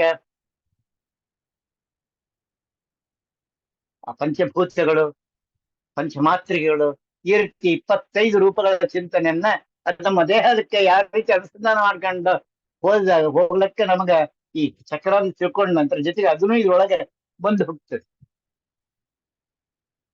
ಇದಕ್ಕೆ ಏನಪ್ಪಾ ಅಂದ್ರೆ ನಾವು ಆ ಜ್ಞಾನ ಕಪಿಲನ ಉಪಾಖ್ಯಾನದಿಂದ ನಾವು ತಗೊಂಡು ಹೋಗ್ಬೇಕು. ಕಪಿಲ ನಮಗ ಒಳಗಿರ್ತಕ್ಕಂಥ ಸಮಸ್ತ ಅಜ್ಞಾನವನ್ನೆಲ್ಲ ತೆಗೆದಾಕಿ ಜ್ಞಾನದ ಬೆಳಕನ್ನು ನೀಡ್ತಾನ. ಸಮಸ್ತ ಅಜ್ಞಾನ ಅಂದ್ರೆ ಯಾವ್ದಂದ್ರೆ ಯಾವುದು ನನ್ನದಲ್ಲದೋ ಅದು ನನ್ನದಂತ ಉಣ್ಣುತ್ತೆ. ಯಾಕಂದ್ರೆ ನನ್ನ ಸ್ಥೂಲ ದೇಹದೊಳಗೆ ಏನಪ್ಪಾ ಅಂದ್ರ ಜೀವಿಗೆ ಏನ್ ಬೇಕಾ ಸಾಧನೆ ಮಾಡ್ತಾ ಇರ್ತಾರೆ ದೇವತೆಗಳು. ಅವರು ಮಾಡಿದ್ದು ಅನಿದ್ದ ಶರೀರದಲ್ಲಿ ಸಮಸ್ತ ಲೋಕದಲ್ಲಿರ್ತಕ್ಕಂಥ ಎಲ್ಲಾ ಜೀವನ ಜೀವ ಒಂದೊಂದು ಅಂಶದಿಂದ ಒಳಗಡೆ ಕುತ್ಕೊಂಡದ್ದು ನಮ್ಮ ದೇಹದಲ್ಲಿ. ಆ ರುದ್ರದೇವರ ನಿಮಿತ್ತ ಮಾಡಿಕೊಂಡು ರುದ್ರದೇವರ ಅಧ್ಯಕ್ಷದಲ್ಲಿ ಅನಿದ್ದ ಶರೀರ ಕಾರ್ಯ ಮಾಡ್ತಾ ಇದ್ದಾರೆ. ಅದು ಒಳಗ್ ಹೋದಾಗ ಮಾತ್ರ ಗೊತ್ತಾಗ್ತದೆ. ಇದು ಅಜಾದ 51 ರೂಪ ನೋಡ್ಕೊಂಡ್ಮೇಲೆ ಅಲ್ಲಿ ನಮಗ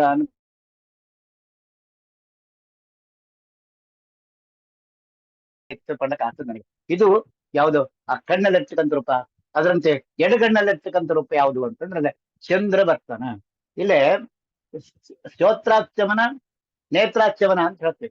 ಕಣ್ಣೊಳಗೆ ಏನಪ್ಪಾ ಅಂದ್ರೆ 10 ದೇವತೆಗಳಿದ್ದಾರೆ. ಯಾರು ನಮ್ಮ ಬಲಗಣ್ಣಿನೊಳಗೆ, ಬ್ರಾಹ್ಮಣರ ಬಲಗಣ್ಣೊಳಗೆ ನದ್ಯಾಭಿಮಾನ ದೇವತೆಗಳು ಕೂತ್ಕೊಂಡಿದ್ದಾರೆ. ನಿನ್ನೆ ಹೇಳಿದ್ರೆ 12 ಜನ ಸೂರ್ಯರು ಇದ್ದಾರೆ ಒಳಗಡೆ.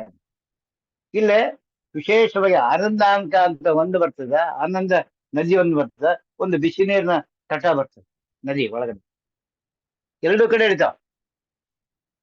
ಈ ಎರಡು ಮೂಗಿನ ಹೊಳ್ಳೆ ಸೇರ್ತವಲ್ಲಿ ಆ ಬಿಸಿ ನೀರು ಬರ್ತದೆ. ಅಂದ್ರೆ ದೇಹ ತಾಪ ಅಲ್ಲ, ಪರಮಾತ್ಮನ ವಿಸ್ಮರಣೆಯಿಂದ ಆದ್ದು. ನನ್ನ ಬಿಂಬಕ್ಕೆ ಅವಮಾನ ಆದಾಗ ಆ ದುಃಖ ತಡೆದಾಗದೆ ಸಾಧುಗಳು ಜ್ಞಾನಿಗಳು ದುಃಖ ಪಡ್ತಾ ಇದ್ರ. ಆ ದುಃಖದ ಚಿಂತನೆ ಈ ಕಣ್ಣೀರಾಗಿ ಹೊರಗಡೆ ಬರ್ತಾ ಇದೆ. ಅದು ಪರಮಾತ್ಮ ಆನಂದ ಆಯ್ತೊಳಗ ಬಿಂಬಕ್ಕೆ ಆನಂದ ಆಯ್ತಂದ್ರ ಕಿವಿ ಕಡೆಯಿಂದ ಏನಪ್ಪಾ ಅಂದ್ರೆ ಒಂದು ಸಣ್ಣಗೆ ಹನಿ ಟಕ್ ಒಂದೊಂದೆರಡು ಹನಿ ಸಣ್ಣ ನೀರು ಬೀಳ್ತಾ ಇದೆ. ಇದು ಪರಮಾತ್ಮ ಬಿಂಬ ಪ್ರೀತಾಜ್ಞಾನ ಅಂತ ಬರ್ತದೆ. ಇವು ಕಣ್ಣಿನ ಒಳಗೆ ವಿಚಾರ ಮಾಡ್ತಕ್ಕಂಥ ರೂಪ. ಇದು ಎಡಗಡೆ ಮತ್ತು ಬಲಗಡೆ. ಅಂದ್ರೆ ಚಂದ್ರ ಕಣ್ಣಿಗೆ, ಮನಸ್ಸಿಗೆ ಮತ್ತೇನಪ್ಪಾ ಅಂದ್ರೆ ಕಿವಿಗೆ ಅಭಿಮಾನಿ 3 ಕಡೆ ಇದ್ದು ಆ ಮನಸ್ಸಿಗೆ ಆನಂದ ಆಗ್ಬೇಕಾದ್ರೆ ಅದು ಆ ಚಂದ್ರನಿಂದ ನನ್ನ ದೃಷ್ಟಿ ಏನದಲ್ಲಿದೆ. ಆ ಬಲಗಡೆ ಕಣ್ಣಿನ ನೋಡ್ತೀವಲ್ಲ, ಅದು ಭಯ ಪಟ್ಟ ಕಣ್ಣು ಭಯ ಪಡ್ತದೆ. ಅಲ್ಲೊಂದು ಹಾವು ಬಂತು, ಚಿರ್ಸ ಬಂತು, ಏನೋ ಬಂತು ನೋಡ್ತೀವಿ ಹೊರ ದೃಷ್ಟಿಯಿಂದ. ಅವನ ಇಲ್ಲಿ ಹಂಚ್ಕೋತೀನಿ. ಅದು ಕಚ್ಚಂದ್ರೆ ಅಳ್ಳಕ್ ದುಃಖ ಪಡ್ತೀರ, ನೋವಂತ ಹೇಳಕ್ಕೆ. ಇದು ಆ ಮನಸ್ಸಿಗೆ ಘಾಸಿ ಮಾಡ್ತಕ್ಕಂಥ, ಮನಸ್ಸಿಗೆ ಉತ್ತೇಜನ ಇಡ್ತಕ್ಕಂಥ ಎಡಗಣ್ಣಿಂದ ಕರ್ಮ ಮಾಡ್ತಾ ಇದ್ದೀನಿ ಪರಮಾತ್ಮ. ಅಲ್ಲಿ ಬರ್ತಕ್ಕಂಥ ರೂಪ ಯಾವುದು ಅಂದ್ರ ಈಶಾನಾಯನಮ ಅಂತ ಬರ್ತದೆ. ಈಶಾನಾಯನವಾದ ಅನುಸಂಧಾನ ಎಡಗಣ್ಣೆ ಬರ್ತದೆ. ಕಿವಿಗೆ ಏನಪ್ಪ ಅಂದ್ರೆ ಉಗ್ರಾಯನಮ ಅಂತ ಬರ್ತದೆ. ಉಗ್ರಾಯನಮ ಎಂಬ ಚಿಂತನೆ ಬಲಗಿವಿಯಲ್ಲಿ ಬರ್ತದೆ. ಅಂದ್ರೆ ಯಾಕೆ ಉಗ್ರ ಅಂದ್ರೆ ಇಲ್ಲಿ 3 ತ್ರಿವಿಧ ಗುಣ ಕರ್ಮ ಶಬ್ದಗಳು ನಮ್ಮ ದೇಹಕ್ಕೆ. ಇನ್ ಜಗನ್ನಾಥ ದಾಸರು ಒಂದ್ ಕಡೆ ಮಳೆ ಯೋತಿಯನ್ನು ನೀರು ಓಣೆಯನ್ನು ಪರಿಯಲು ಬಳಸುವುದ ಜನರು ಹೆದ್ದರು ಕಡೆ ಮಜ್ಜನ ಮಾನ ಪೈದ ಮಾನ ಮಜ್ಜನ ದೈವರು ಅಂತ ಹೇಳ್ತಾರೆ ದಾಸರಾಜರು. ಯಾವುದು ನಮ್ಮ ಹರಿಕಥಾಂಸರೊಳಗೆ ಈ ಶಬ್ದ ಎಂಬ ಮಳೆ ನನ್ನ ಕಿವಿ ಎಂಬ ಓಣೆಯೊಳಗೆ ಬೀಳುತ್ತದಲ್ಲ, ಅಲ್ಲಿ ಫಿಲ್ಟರ್ ಆಗ್ತವೆ ಹೊರಗಡೆನೆ. ವಿಶೇಷವಾಗಿ 10 ಏನಪ್ಪ ದೇವತೆಗಳು ಈ ಕಣ್ಣು ಕಿವಿಯಲ್ಲಿ ಕುತ್ಕೊಂಡಿದ್ದಾರೆ. ಮತ್ತೆ ಗಂಗಾದಿ ದಶದೇವತೆಗಳು ನದಿಯಾಭಿಮಾನ ದೇವತೆಗಳು ನಮ್ಮ ಕಿವಿಯಲ್ಲಿ ಕುತ್ಕೊಂಡ್ರು.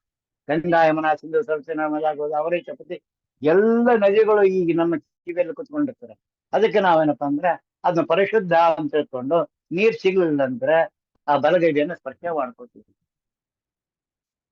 ಎಷ್ಟೇನಾ ಅಲ್ಲ, ಇನ್ನು ಒಳಗೆ ಅನ್ಬೋದು.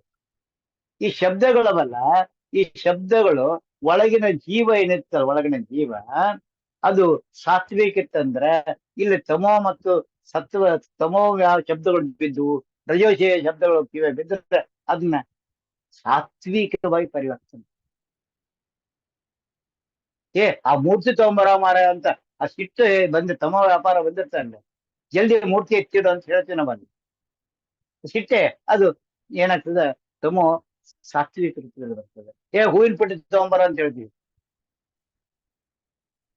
ಅತ್ತಮ ಇದು ಯಾರು ಮಾಡ್ತಾರ ಅಂದ್ರ ನನ್ನ ಕಿವಿಯಲ್ಲಿ ಹಚ್ಚತಕ್ಕಂತಹ ಆ ನದ್ಯಾಭಿಮಾನಿ ದೇವತೆಗಳು ಮಾಡ್ತಾರ.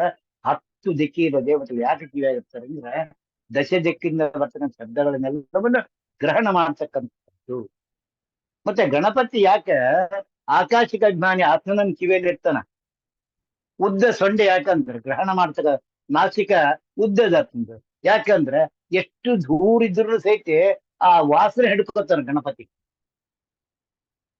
ಅದು ವಿಶೇಷವಾಗ್ತಕ್ಕಂಥ ಗಣಪತಿಯ ಪ್ರತಿಮೆ ವಿಶೇಷವಾಗಿ ನಮ್ಮ ಕಿವಿಯಲ್ಲಿ ಕುತ್ಕೊಂಡ. ಅದ್ನ ಮತ್ತಿನ್ನು ಉದರದಲ್ಲಿ ಬರ್ತದೆ ಗಣಪತಿ. ಆ ಗಣಪತಿ ಚಿಂತನೆ ಇಡೀ ದೇಹದಲ್ಲಿ ಎಲ್ಲಿ ವ್ಯಾಪಾರ ಆಗುತ್ತಂತ ಗೋಚರ ಆಗ್ತದೆ. ಅಲ್ಲಿ ಕಿವಿಯಲ್ಲಿ ಕುತ್ಕೊಂಡಾಗ ಆ ನಾಸಿಕ ಯಾರು ನಮ್ಮ ವಿಘ್ನೇಶ್ವರಂದು ಶಬ್ದಗಳು ಮತ್ತು ವಾಸನ ಶಬ್ದ ಏನ್ ಬಂದಿತ್ತು ಅದ್ರ ಹಿಂದಿರ್ತಕ್ಕಂಥ ವಾಸನೆ ಏನಂತ ಹೇಳ್ತಾರೆ. ಇದು ವಿಶೇಷ. ನಾವು 2 ವಿಧ ಇಟ್ಟಿರ್ತೀವಿ, ಆದ್ರೆ ಆಗ್ಲೇ ಇಲ್ಲ ಅಂತ ಹೋಗಿರ್ತೀವಿ. ಎದಕ್ ಬಂದಿದ್ದೇವ ಅಂತ ಕೇಳ್ತೀವಿ, ಇನ್ನು ಸಮಯ ಹಂಗ ಬಂದಿದ್ದೀವಿ. ಹಂಗ್ಯಾಗ ಏನ್ ಹೇಳು ಅಂದ್ರೆ ಏನೋ ಸಹ ಮನೆ ಅಂತೀರಿ ಕೆಲ್ಸ. ಅರೆ ಪೂರ ಹೇಳು ಅಂದ್ರ ಹಿಂದಿಂದ ಏನದಲ್ಲ ಅದನ್ನ ಕೆದಕಿ ಗೆದಗಿ ಗಣಪತಿ ಅಲ್ಲೇ ನಮ್ಮ ಹೊರಗೆ ಹಾಕೊಡ್ತಾನೆ. ದೊಡ್ಡ ಅನುಗ್ರಹ. ಈ ಶ್ರವಣದಿಂದ ಬಲಗಡೆ ಕಿವಿಯಿಂದ ಇನ್ನೊಂದು ಅದ್ಭುತ ಹೇಳ್ಬೇಕಂತಂದ್ರೆ ನಾಸಿಕ ಗಣಪತಿ ಕಿವಿಯಲ್ಲಿ ಕುತ್ಕೊಂಡ ಶಬ್ದಗಳನ್ನ ನಾನು ಹಿಂದೆ ಅನೇಕ ಜನ್ಮದಲ್ಲಿ ಮಾಡಿದ ಅಧ್ಯಾಪನ ಶಬ್ದಗಳ ಜೊತೆ ಇಲ್ಲಿಂದ ಗ್ರಹಣ ಮಾಡ್ತಾನೆ. ಒಂದು ನಾಸಿಕದಿಂದ, ಇನ್ನೊಂದು ಶ್ರವಣ ಇಂದ್ರಿಯಿಂದ ಬಂದ್ರ ಆ ಶಬ್ದಗಳು ನಾ ಎಲ್ಲೋ ಕೇಳಿದ್ನಲ್ಲ ಅಂತ ನೆನ್ಪು ಮಾಡ್ಕೊಡ್ತಾರೆ. ಅಂದ್ರೆ ಆ ಕಿವಿ ಎಳೆ ಬೃಹತ್ ಭಾಂಡ ರೂಪದಿಂದ ಪರಮಾತ್ಮ ಇದ್ದು ಆ ಕಿವಿಯ ಸಮಸ್ತ ವ್ಯಾಪಾರವನ್ನು ತೋರಿಸ್ತಾ ಇದ್ದಾನೆ. ಇದು ಯಾರು ಅರ್ಚ್ಕೊಂಡು ಹೋಗ್ತಾರ. ನಾನು ಇನ್ನು ಹೊರಗೆ ಇದ್ದೀನಿ, ಒಳಗೆ ಹೋಗಿಲ್ಲ. ಚಕ್ರಾರ್ಜ ಮಂಡದಾಗ ಬರೀ ಉಪನ್ಯಾಸ ಅಲ್ಲ ಇದು, ನಾವು ಒಳಗೆ ಹೋಗ್ಬೇಕ. ಯಾಕಂದ್ರೆ ಇದು ಬಹಳ ಹೊರಗಡೆ ಪ್ಲಾಸ್ಟರ್ ಬಹಳ ಹಾರ್ಡ್ ಇರ್ತದೆ. ಬಿಲ್ಡಿಂಗ್ನಾಗ ಪ್ಲಾಸ್ಟರ್ ನೈಸ್ ಮಾಡಿಬಿಟ್ಟು ಅದು ಪೇಂಟ್ ಕೊಟ್ಟು ಏನಪ್ಪ ಕ್ಯೂರಿಂಗ್ ಚಲೋ ಮಾಡಿದಾರಲ್ಲ, ಸುತ್ತಿಗೆ ತೊಗೊಂಡು ನೋಡೋ ಜಲ್ದಿ ಹೋಗೋದಲ್ಲ, ಅಷ್ಟು ಗಟ್ಟಿ ಅದ ಮೇಲಿಂದ. ಅದು ಒಂದ್ಸಲ ಪಟ್ಟಂತ ಹೊಡಿತು ಒಳಗೆ ಹೋತಂದ್ರೆ ಇಡೀ ಬಿಲ್ಡಿಂಗ್ ದಬ ಬಿದ್ದ ಉಂಟು, ಒಳಗಿನೆಲ್ಲ ಬಿಟ್ಟು ಹೋಗ್ತಾವ. ಸಪ್ತ ಧಾತು ನಿರ್ಮಿತವಾದ ಈ ಬಿಲ್ಡಿಂಗ್ ಅದಲ್ಲ, ಇದು ಶ್ರವಣ ಮನಕಾನಂದ ಬೀವುದು, ಭವಜನಿತ ದುಃಖಗಳ ಕಳೆಯುವುದು, ವಿವಿಧ ಭವಗಳ ಇಹಪರಂಗಳಿತ ಸಲುವುದು, ಭುವನ ಪಾವನ ನೆನಪ ಲಕ್ಷ್ಮೀ ಧವನ ಮಂಗಳಗತಿ ಗೊತ್ತ ಆಲಿಪದ ಭೂಸುರು ಜನಜನತೆ ಅಂತ ನಾವು. ಆ ಶ್ರವಣ ಏನಾಗ್ತದೆ, ಈ ದೇಹ ಎಂಬುದು ಭುವನ ಆಗ್ತದೆ.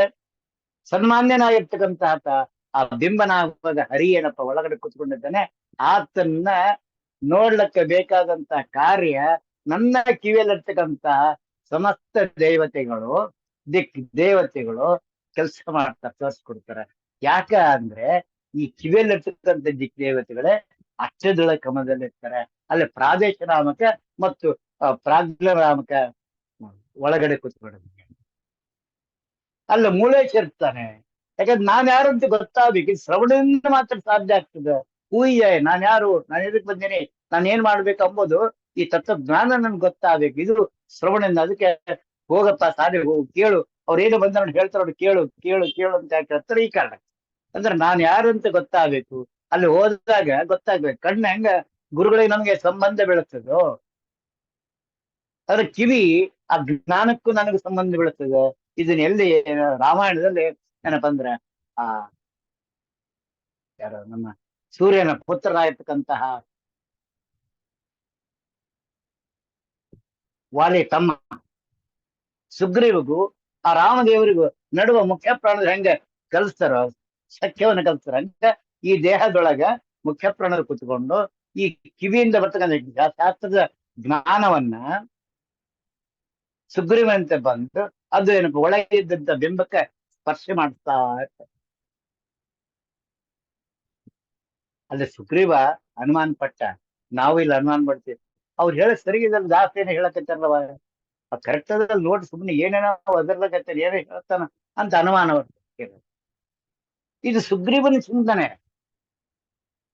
ಬಲಾಢ್ಯವಾದ ವಾಲಿ ಇದ್ದಾನ, ಆತನ ರಕ್ಷಣೆ ಮಾಡೋದಂದ್ರೆ ಒಳಗ ಇಂದ್ರಿಯವ್ರು ಕೂತ್ಕೊಂಡು ಜೀವಾಭಿಮಾನ ದೇವತೆಗಳು ಇದ್ದಾರ, ಅವ್ರ ಹತ್ರ ಹೋಗಿ ವಿಚಾರ ಮಾಡಕ್ ನಾವು ಅವ್ರ ಚಿಂತನೆ ಮಾಡಕ್ ಬರಂಗಿಲ್ಲ ನನಗೆ. ಅದಕ್ಕೆ ನಾವು ಪ್ರತಿಯೊಂದರಲ್ಲೂ ಪರಮಾತ್ಮ ವ್ಯಾಪಾರದೊಳಗ ಆತನ ಚಿಂತ ಹನುಮ ಆನೆ ಇಟ್ಕೊ ಇದು ಸುಗ್ರೀವನ ಉಪಾಸನೆ. ಹಿಂದೆ ವಾಯುದೇವರಿದ್ದಕ್ಕೆ ಆ ವಾಯುದೇವರು ಇದ್ದಾರ ಎಂಬ ಸಹಿತ ಗೋಚರಿಸಿದ ಇಲ್ಲಪ್ಪ ನೀನು ಅಗ್ನಿ ಸಾಕ್ಷಿ ನಂಗ ದೋಸ್ತಿ ಮಾಡ್ಕೊ ಅಂತ ಪ್ರಮಾಣ ಪೂರ್ವಕವಾಗಿ ಹೇಳ್ಬೇಕಂತ ಹೇಳ್ತಾನೆ. ಈ ರೀತಿ ನಮ್ಮ ರಾಮಾಯಣದಲ್ಲಿ ಬರ್ತಕ್ಕಂಥ ಚಿಂತನೆ, ಸುಂದರ ಕಾಂಡದಲ್ಲಿ ಚಿಂತನೆ. ಯಾಕಂದ್ರೆ ಸುಂದರ ಕಾಂಡ ಇರೋದೇ ಒಳ ಪರಮಾತ್ಮ ವ್ಯಾಪಾರ ಪೂರ್ವ ದರ್ಶನ. ಅಲ್ಲೇ ಕಳೆದು ಹೋದಂತ ಸೀತಮ್ಮ ಅಂದ್ರೆ ನನ್ನ ಮನಸ್ಸನ್ನ ತಂದು ಕೊಡ್ಲಕ್ ಹುಡ್ಕೊಂಡ್ ಬರ್ಲಕ್ ಮುಖ್ಯ ಪ್ರಾಣದವ್ರು ಹೋಗ್ಬೇಕಲ್ಲ. ನನ್ನ ಮನಸ್ಸು ಸೀತ, ನನ್ನ ಬುದ್ಧಿ ರಾಮ, ನನ್ನ ಬಿಂಬ ರಾಮ. ಆ ಮನಸ್ಸನ್ನ ಕಳ್ಕೊ ಹೋಗ್ಬಿಟ್ಟದೆ, ಯಾವ್ದಾದ್ರು ಆಸೆ ಬಿಟ್ಟಿನಿ ನಾನು. ಅದನ್ನ ತಂದೆಪ್ಪು ಈ ಎಲ್ಲ ಉಪಾಸನೆಗೆ ಬೇಕಾದಂಥದ್ದು ಯಾವುದು ಶ್ರವಣ ನಾಮಕ ಈಶಾನಾಯ ನಮ ಉಗ್ರಾಯ ನಮ ಎಂಬ ಚಿಂತನೆ ನಮಗೆ ವಿಶೇಷವಾಗಿ ಚಿಂತನೆಗೆ ಹಚ್ಚಿಕೊಡ್ತದೆ. ಈ ರೀತಿ ಆ ಉಗ್ರನ ಉಪಾಸನೆ ಏನಪ್ಪ ನಾವು ಮಾಡ್ಕೊಂಡು ಹೋದ ಮಾತ್ರ ಸಾಧ್ಯ ಇದೆ. ಊರ್ಜಾಯ ನಮ ಅಂತ ಬರ್ತದೆ, ಎಡಕಿವಿಗೆ ಬರ್ತದೆ. ಎಡಕಿವಿಯಲ್ಲಿ ಏನಪ್ಪಾ ಅಂದ್ರೆ ಏನಾಗ್ತದ್ರೆ, ಎಡಕಿವಿ ಬೇಡ ಬೇಡ ಅಂತಂದ್ರೆ ಎಲ್ಲ ದೇವತೆಗಳು ದೈತ್ಯರ ಅಪಾರ ಆಗ್ತದೆ. ನಾವು ಯಾರಿಗಾರು ಹೇಳ್ಬೇಕಾದ್ರೆ ಪಟ್ಟ ಬಲಗಿವು ಹೇಳ್ತೇವೆ ಹೊರತು ಎಡಗಿವಿ ಹೇಳಂಗಿಲ್ಲ. ಬಗಲಾಗ ಕುತ್ಕೊಂಡಿದ್ರೆ ಏನಾದ್ರೆ ಅಣ್ಣ ಸುಮ್ಮನೆ ಏನಂತ ಎಡಗಡೆ ಅಂದ್ರೆ ಅದು ಅವಶ್ಯಕತೆ ಇಲ್ಲದಂತಹದ್ದು. ಆದ್ರೆ ಬೇಕು ಏನಂದ್ರೆ ಯಾವ ಶಬ್ದವನ್ನ ಪರಮಾತ್ಮ ಬಿಂಬಕ್ಕೆ ಬೇಕಾಗಿತ್ತು ಆ ಶಬ್ದವನ್ನು ಇಟ್ಟುಕೊಂಡು ಬ್ಯಾಡಾದ ಶಬ್ದವನ್ನು ಹೊರಗಡೆ ಕಳಿಸ್ತಕ್ಕಂಥ ಕಾರ್ಯ ಒಂದು. ಇನ್ನ ಎಲ್ಲ ಕಡೆಗಳು ಶಬ್ದಗಳು ಮೊದಲು ಬಂದ್ ಬೀಳೆ ಅಂತ ಈ ಕಡೆಯಿಂದ ದಕ್ಷಿಣ ಏನಪ್ಪ ಪೂರ್ವ ಪಶ್ಚಿಮ ಉತ್ತರ, ಪೂರ್ವದಿಂದ ಪಶ್ಚಿಮದಿಂದ ಉತ್ತರದಿಂದ ದಕ್ಷಿಣದಿಂದ, ಉತ್ತರ ಮತ್ತು ದಕ್ಷಿಣ ದಿಕ್ಕಿಂದ ಬರ್ತಕ್ಕಂಥ ಎಲ್ಲವೂ ಏನು ಅದಕ್ಕೆ ಎರಡು ಕಡೆ ಅಂದ್ರೆ ದಕ್ಷಿಣ ದಿಕ್ಕಿಂದ ಯಮದೇವರು ಏನ್ ಮಾಡ್ತಾರ, ಯಮ ಧರ್ಮನಾಗಿ ಏನಪ್ಪ ಅಂದ್ರೆ ಬುದ್ಧಿಯನ್ನು ಹೇಳ್ತಾ ಇದ್ರೆ ಅದು ಎಡಗಡೆ ಕಿವಿಯಿಂದ ಒಳಗಡೆ ಹೋಗ್ಬೇಕು. ಬಲಗಡೆಯಿಂದ ಹೇಳಿದ್ರು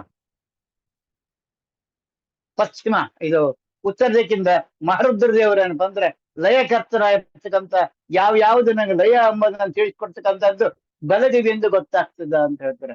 ರುದ್ರದೇವರು ಆ ಮಹಾವೈಷ್ಣವ ಸಿದ್ಧಾಂತವು ನಮ್ಗೆ ಹೇಳ್ಕೊಡ್ತಾರ ಅಂತ ಗೊತ್ತಾಗ ಬಲಕಿವಿಯಿಂದ. ಈ ರೀತಿ ಎಡ ಮತ್ತು ಬಲಕಿವಿಯ ಉಪಾಸನೆ ನಾವು ಅತ್ಯಂತ ಸುಲಭವಾಗಿ ಚಿಂತನೆ ಮಾಡ್ಕೊಳಕ್ ಬರ್ತದೆ. ಅದಕ್ಕೆ ಉಗ್ರಾಯ ನಮ ಊಚಿ ಈಶಾನಾಯ ನಮ ಅಂತ ಬರ್ತದೆ. ಉಗ್ರ ಜೋರ್ಜಟಿ ಇದು ಬರ್ತ ನೋಡಲ್ಲಿ ಉತ್ತರ ದಿಕ್ಕಿಗೆ ಬರ್ತಿದ್ವಿ. ನಮ್ಮ ಮುಖದಿಂದ ಮುಖ ಪೂರ್ವ ಪಶ್ಚಿಮ ಕೆಳಗೆ ಎರಡು ದ್ವಾರಗಳು, ಉತ್ತರ ದಿಕ್ಕಿಗೆ ಒಂದು ದಕ್ಷಿಣ ದಿಕ್ಕಿಗೆ ಒಂದು. ಮುಖದಲ್ಲೇ ಪೂರ್ವ ದಿಕ್ಕಿಗೆ ಎರಡು ಕಣ್ಣು, ಎರಡು ಮೂಗು, ಒಂದು ಬಾಯಿ, ಇವು 5 ದ್ವಾರಗಳು. ಉತ್ತರ ದ್ವಾರ ಒಂದು, ದಕ್ಷಿಣ ದ್ವಾರ ಒಂದು, ಅಧೋ ದ್ವಾರ 2. ಈ ರೀತಿ ಈ ದೇಹದೊಳಗೆ ಬರ್ತಕ್ಕಂಥ 9 ದ್ವಾರಗಳ ಉಪಾಸನೆ ಹಚ್ಚಿಕೊಂಡ ಮಾತ್ರ ನನಗೆ ಈಶಾನಂದ ಉತ್ತರ ದಿಕ್ಕಿಂದ ಬರ್ತಕ್ಕಂಥ ರೂಪ ಯಾವುದು ಪರಮಾತ್ಮ ಏನಪ್ಪ ರುದ್ರದೇವರ ಉಪಾಸನೆ ಬರ್ತದೆ. ರುದ್ರದೇವರು ವಿಶೇಷವಾಗಿರ್ತಕ್ಕಂಥ ನನ್ನಲ್ಲಿ ಆ ಅನಂತ ಜನ್ಮದ ಉಪಾಸನೆ ನಿವಾರಣೆ ಮಾಡಿ ವೈಷ್ಣವ ದೀಕ್ಷೆಯನ್ನ ಯಾವುದು ಜೀವಿಗೆ ಅತ್ಯಂತ ಸಮೀಪದೋ ಅದನ್ನು ಮಾತ್ರ ಕೊಟ್ಟು ರಕ್ಷಣೆ ಮಾಡ್ತಾರ. ಈ ದಕ್ಷಿಣ ದಿಕ್ಕಿಗೆ ಯಮಧರ್ಮನಾಗಿ ಏನು ಅಧ್ಯಯನ ಮಾಡ್ತೇವಲ್ಲ ಆ ಎಲ್ಲ ಜ್ಞಾನಗಳು ಈಗ ನನಗೆ ಆ ದಕ್ಷಿಣ ದಿಕ್ಕಿನಲ್ಲಿ ಇರ್ತಕ್ಕಂಥ ಯಮಧರ್ಮನೇ ನನಗೆ ಸ್ತೋತ್ರ ಮಾಡಿಸ್ತಾನೇನೋ ಅಂತ ಅನುಸಂಧಾನ ಬಂದ ಮಾತ್ರ ಆ ಎಡಗಿವಿಯಲ್ಲಿ ಸಾಕ್ಷಾತ್ ಯಮಧರ್ಮರಾಯ ಕೂತ್ಕೊಂಡ ನಮಗೆ ಆ ಜ್ಞಾನವನ್ನು ನೀಡ್ತಾರ ಅಂತ ಹೇಳ್ತಾ ಇವತ್ತಿನ ಈ 4 ಮಾತುಗಳನ್ನ ಅಸ್ಮದ್ ಭೀಮಮೂರ್ತಿ ರಾಮ ಸೀತಾಪತಿ ಶ್ರೀ ಮೂಲ ರಾಮಚಂದ್ರ ದೇವರಿಗೆ ಸಮರ್ಪಣ ಮಾಡೋಣ. ಭರ್ತೀರವನ ಮುಖ್ಯ ಪ್ರಾಣ ಅಂತ ಶ್ರೀ ಕೃಷ್ಣ ಅರ್ಪಣ ಮಸ್ತು. ಹರೇ ನಮ ಹರೇ ನಮ ಹರೇ ನಮ. ಇವತ್ತು ಸ್ವಲ್ಪ